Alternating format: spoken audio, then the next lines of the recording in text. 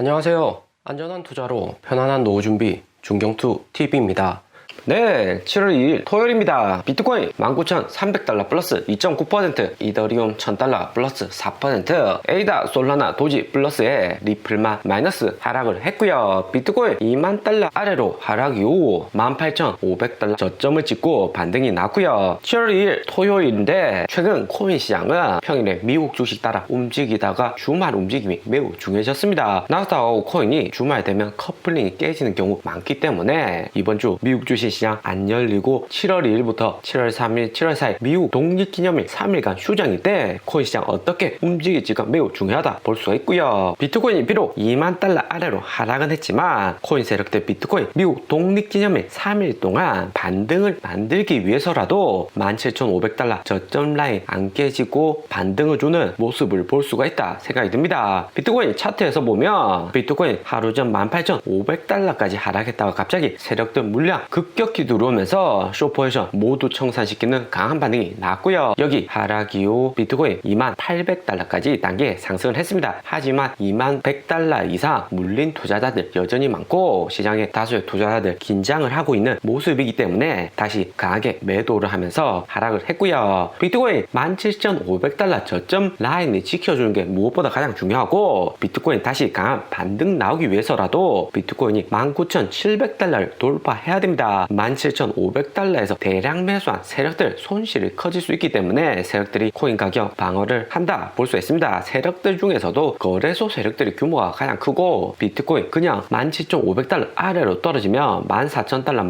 12,000달러까지 매물이 없기 때문에 개인들보다는 세력들의 손실이 더 커지는 거죠. 개인들 다수가 선물 시장에서 숏포지션 잡고 수익 보면 반대 매매한 거래소는 손실이 커질 수가 있기 때문에 비트코인 당장에 큰 이슈 없으면 하락을 어느 정도 제어를 한다 볼 수 있고요. 거래소들은 코인 가격 상승이나 하락보다도 횡보하면서 수익을 더 많이 봅니다. 횡보가 크면 클수록 롱이든 숏이든 간에 선물 마진 시장에서 청산이 더욱 많이 일어나기 때문에 비트코인 17,500달러에서 2만 달러 여기 구간에서 횡보를 지속적으로 나올 가능성이 존재를 한다 볼 수가 있고요. 미국 증시 휴장일 때 코인 시장 움직임 보면 시장 거시 환경에 따라서 100% 3일 연휴 때 코인 시장 반등 오는 것은 아니지만 최근 거시경제 이벤트로 시장 충격이 크거나 작고 난 다음에 미국 증시 플러스 양전으로 장이 마감하고 미국 3일간 연휴에는 코인 시장이 단기적으로는 호재로 작용했던 적이 확률적으로 많습니다. 중경투하고 오랫동안 해오신 가족들은 이미 다 아시겠지만 작년 12월 25일 크리스마스 랠리 꼬시기 구간 이때 우리가 코인을 전량 매도했던 구간이었죠. 비트코인 69,000달러 신고점 이후 폭락해서 42,000달러까지 하락했다가 다시 54,000달러까지 크리스마스 랠리 꼬시기로 반등이 왔던 구간이 있었고요. 이때도 단기 랠리로 수익이 괜찮았던 구간이다 볼 수 있습니다. 그리고 4월 25일 굿프라이데이도 약간 반등 이후 하락, 또 가장 최근이 5월 30일 보면 5월 10일 루나 사태로 코인 폭락은 했지만 미국 메모리얼 데이 5월 30일 나오면서 다시 상승 이후 미국 거시경제 시장 악화로 인해서 폭락을 했었고요. 이번 주 주말 역시 폭락 이후 다시 저점이 나오고 3일간 휴장을 하는데 미국 증시 보면 하루전 마이크론 반도체 어닝 미스 이후 반도체 섹터들만 하락을 했습니다. 경기 침체 우려로 인해서 반도체 잘 안 팔릴 수 있다는 우려와 실적 예상치 조절 가능성 대두가 되면서 반도체 주식만 하락을 했고요. 거기에 반해서 미국 이번 주 마지막 날에는 애플, 테슬라, 아마존, 마이크로소프트는 양전으로 나스닥 플러스 0.9% 상승으로 마감을 했습니다. 나스닥이 플러스 3%, 플러스 4% 이렇게 나와주면 미국 3일 연휴 기간 동안 코인 시장 랠리가 거의 확실하다 볼 수 있는데 플러스 0.9% 정도는 약간 아쉬운 수치다 볼 수가 있는 거죠. 그래도 미국 증시 폭락으로 이번 주 장 마감을 한 것은 아니기 때문에 코인 시장 최소한 횡보 정도는 할 수 있고 비트코인이 안정적으로 움직인다면 알트코인으로 자금이 단기적으로 옮겨갈 수가 있는 거고요. 그리고 미국 증시 가장 주춤하게 만든 가장 큰 이슈는 미국 시간 7월 1일 금요일 미국 ISM 제조업 지표 PMI가 발표가 되었습니다. 미국 금리 인상도 코인 주식 가격 하락에 큰 영향을 주지만 가장 큰 이슈는 금리 인상으로 인한 미국 미국 경기 침체 우려가 매우 크고요. 경기 침체 여부는 기업들 투자와 생산에 달려있는데 7월 PMI는 53포인트로 컨센서스 54.9포인트 하회하는 결과가 났습니다. 이것은 미국 기업들 연준의 금리 인상, 양적 긴축, 물가 상승 이런 대외적인 환경으로 인해서 생산과 투자를 꺼려한다는 의미가 될 듯하고요. 여기 그래프에서 PMI가 6월에 살짝 상승했다가 다시 크게 하락하는 것을 볼 수가 있습니다. 기업들이 국제유가, 석유 가격도 비싸고 물가 상승에 연준의 금리까지 계속 올리겠다 이야기를 하니까 생산을 최소화해서 경기 침체 대비를 한다 볼 수 있는 거고요. 그런데 이번 미국 증시 보시면 미국 PMI 역대급 53포인트 낮게 발표가 되었는데 주가는 대부분 상승을 했습니다. PMI 발표로 나스닥 장 초반에는 하락을 했지만 장 막바지로 갈수록 상승했다는 것을 알 수가 있고요.